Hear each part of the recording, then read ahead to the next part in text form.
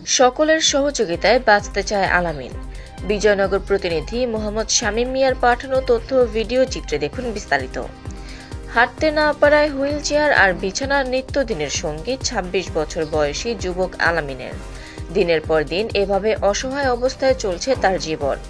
ব্রাহ্মণবাড়িয়ার বিজয়নগর উপজেলার কাশিমপুর গ্রামের আব্দুল মান্নান সরকারের ছেলে মোহাম্মদ আলামিন।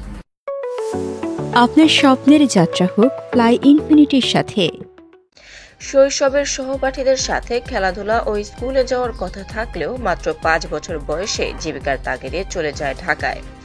পরে হঠাৎ করে ৮ বছর আগে অসুস্থ হয়ে পড়ে আলামিন। ধরা পড়ে মেরুদণ্ডের জটিল সমস্যা।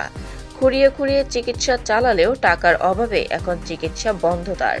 আমি বাঁচতে চাই, আমাকে আপনারা বাঁচান। ওনার পিছনে ইনফেকশন হয়ে বড় ক্যান্সারের রূপ ধারণের দ্বার প্রান্তে।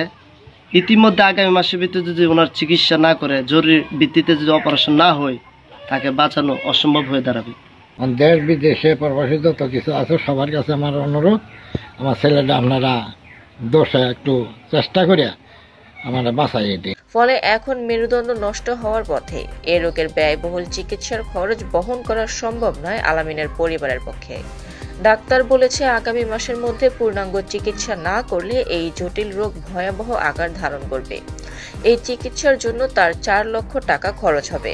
বাঁচতে চায় আলামিন। বাঁচার জন্য সে সকলের সহযোগিতা কামনা করছে। সবার সহযোগিতা পেলে স্বাভাবিক জীবন ফিরে পাবে বলে আশা তার।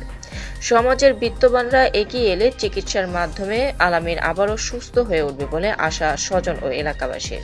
আফরিন মোমো, দৈনিক খোলা চোখ।